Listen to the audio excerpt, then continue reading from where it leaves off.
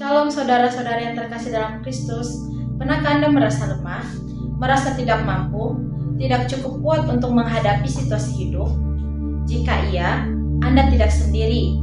Kita semua pernah dan mungkin sedang mengalaminya.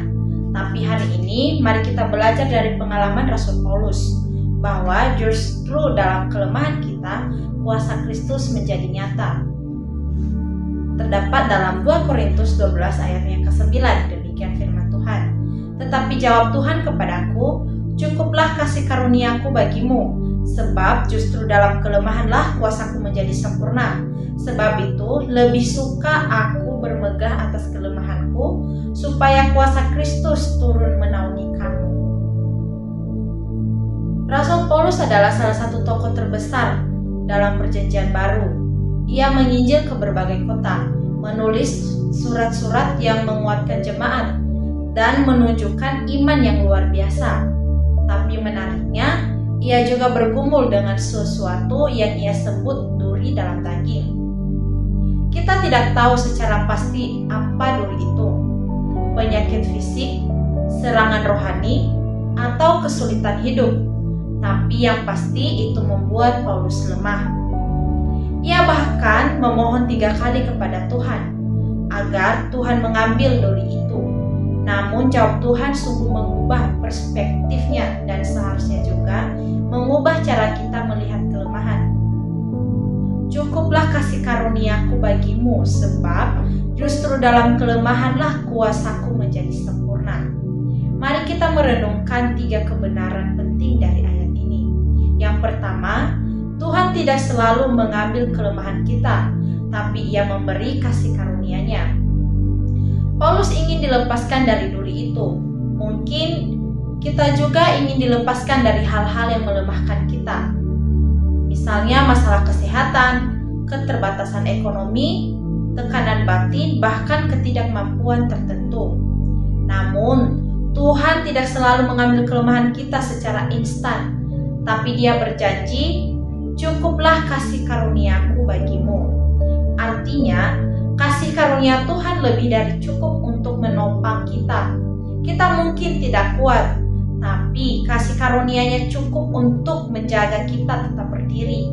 Dia tidak menjanjikan hidup tanpa beban, tapi Dia menjanjikan kekuatan untuk menanggungnya.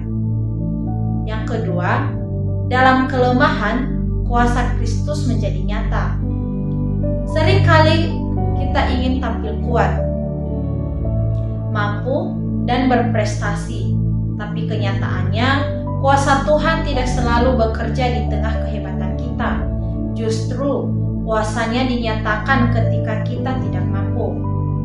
Ketika kita berkata, Tuhan aku tidak sanggup, Tuhan menjawab, akhirnya sekarang aku bisa bekerja. Mengapa? Karena dalam kelemahan kita belajar bergantung sepenuhnya pada Tuhan. Kelemahan membuat kita rendah hati. Kelemahan membuat kita berdoa lebih sungguh-sungguh. Kelemahan membuat kita tahu bahwa hidup ini bukan tentang kemampuan kita, tetapi tentang kasih karunia-Nya.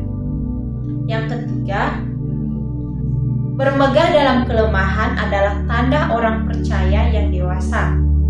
Paulus berkata, sebab itu terlebih suka aku bermegah atas kelemahanku, supaya kuasa Kristus turun menaungi aku. Sungguh luar biasa, Paulus tidak hanya menerima kelemahannya, tapi bermegah karenanya. Ini bukan semacam sikap pasrah, melainkan pengakuan bahwa kelemahannya justru membuat kuasa Kristus menjadi lebih besar dan lebih indah. Orang dunia akan berkata, sembunyikan kelemahanmu, tunjukkan kekuatanmu. Tapi orang percaya berkata, inilah aku yang lemah, tetapi ditopang oleh kasih karunia Tuhan. Mari kita datang kepada Tuhan dalam berdoa. Tuhan yang penuh kasih karunia, kami mengaku bahwa kami lemah. Seringkali kami mencoba kuat sendiri, mengandalkan diri sendiri, dan gagal. Tapi hari ini kami mau meletakkan kelemahan kami di hadapan-Mu. Ajarlah kami untuk tidak malu dengan keterbatasan kami, tapi untuk bersandar sepenuhnya pada kasih karunia-Mu.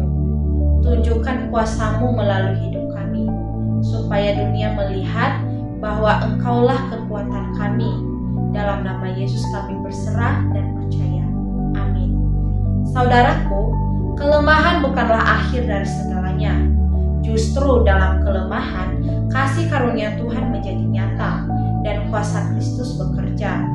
Jangan takut mengakui kelemahanmu, sebab di sanalah Tuhan akan menyatakan kehadirannya yang paling indah. Teruslah berjalan bersamanya.